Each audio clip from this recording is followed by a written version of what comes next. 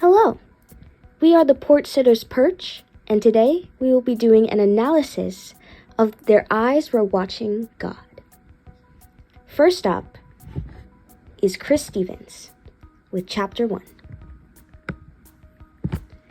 This introduction to the story, we get a really good feeling of the gender inequality in this story, especially when it comes to the objectification of women.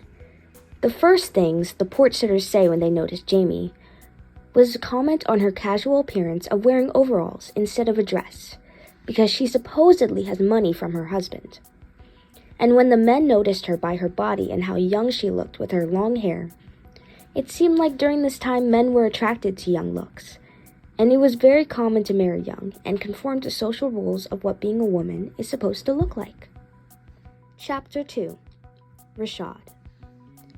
In Chapter 2, we get a background information on Janie and Nanny as it discusses Janie's life with an absent mother and Nanny's life as a former slave in the South. Janie is raised by her grandmother, Nanny, and has never met her father or mother. Growing up closely to a white family, Janie mistakenly believes she is white as well until shown a photograph of herself.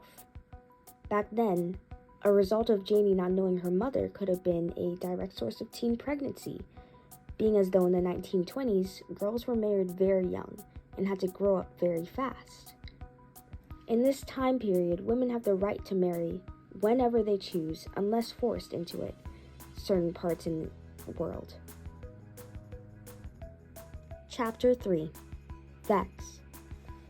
In Chapter 3, Janie's thoughts of love were being tested, and the question of whether marriage led to love was challenged. In this century, if you wanted to be secure and safe, you would marry someone who had money or a status. This would help you stay afloat in such a dog-eat-dog world. Though you're safe from harm's way, your love life would usually be less than perfect. In this chapter, Janie is having a conversation with her grandmother, Nanny, about her husband. She says, "The house was absent of flavor too." But anyhow, Janie went on inside to wait for love to begin. She's waiting for a cold relationship to warm while standing in a freezer. Relationships like these, that are mostly forced, were not uncommon and led to depression, anxiety, and sometimes even abusive situations. These relationships were expected of women, and they were told to conform and act happy. They end up trapped, forced to concede to society and become what society views women as. Chapter 4. Hiram. In Chapter 4, the idea that men were expected to be sole providers was explicitly explored, and women's abilities are dumbed down to how well they can help a man and how pretty they are. Moving on to politics. A lot of colored people sought out more of their own communities to find work instead of working under white people. There was a point where colored people were able to save enough money and also be successful during this time and have some money backing their name, but only after they work really hard under white people and saving their whole lives for it. Chapter 5. Brooke. Again, back then, women were only held to their physical attributes. And when it comes to colored women, their beauty can be seen as less than. And moving on to politics, women weren't allowed to speak on politics. Their place was still in the home, to cook in the kitchen, to clean up. And a quote that kind of backs this up is, "She slept with authority, and so she was a part of it in the town mind." The fact that it wasn't common to see black/brown people in office yet, or really at all, was a thought that was laughed at. And it continues to be a problem in society as of right now. Men were the only ones who made up the committees, and women weren't allowed to speak on politics. their place was still as a housewife, or in the home, or doing chores.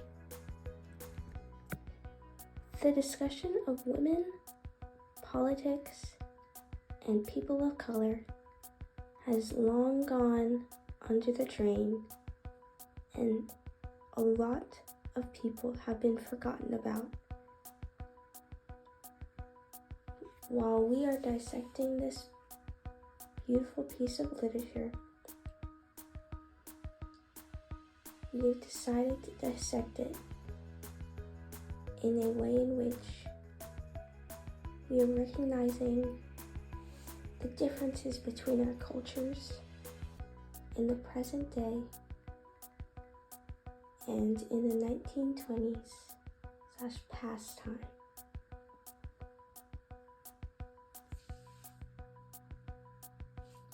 This time was, of course, when Black and brown people were not able to run for president or mayor, and women weren't allowed to vote, and women weren't allowed to speak up about politics, which is often something that relates to what's happening in today's time.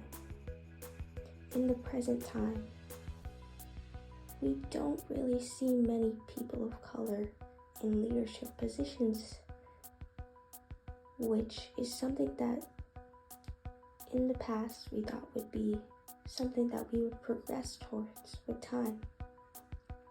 But as we've progressed, we have stayed the same, and the amount of women and people of color on the Supreme Court, in schools, learning and growing, and even in the White House has decreased, and it's not getting better. We like to think in the past, like, hey, it's just the past. It's so far away, it's nothing like the present, but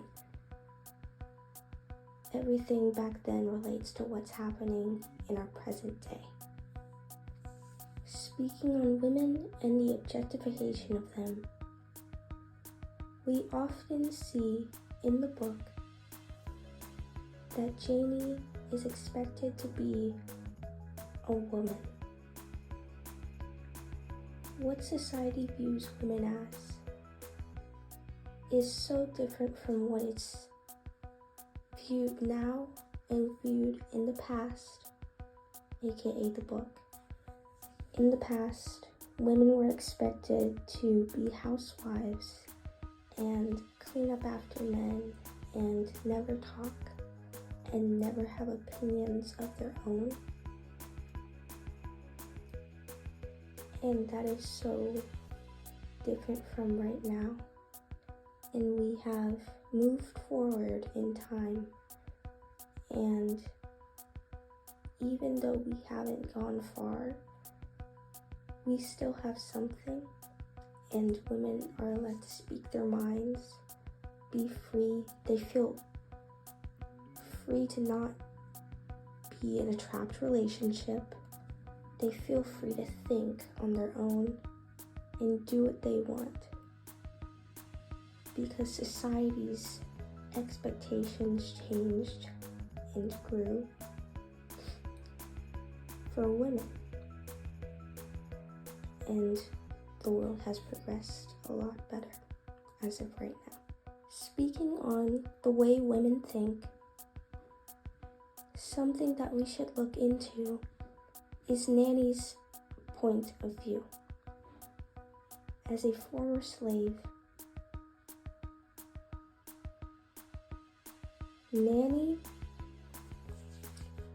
really only had the option to think like society, and she ended up pushing her societal views onto Janie. Not for the worst, but because she wanted to protect her. And this protection was very well needed for women, especially Black women, in the past. due to men walking over them, abusive relationships. A lot of women didn't know what was going to happen to them once they got married, especially if it was a loveless marriage, or if they were marrying someone that they didn't know. Like in the book, Nanny really did not mean any harm. In chapter 2, when she was talking to Jamie, she was trying to help her granddaughter become something that wasn't her mother, and something that would not get her killed before her own grandmother died. Thank you for your time. This was the Porch Sitter's Perch.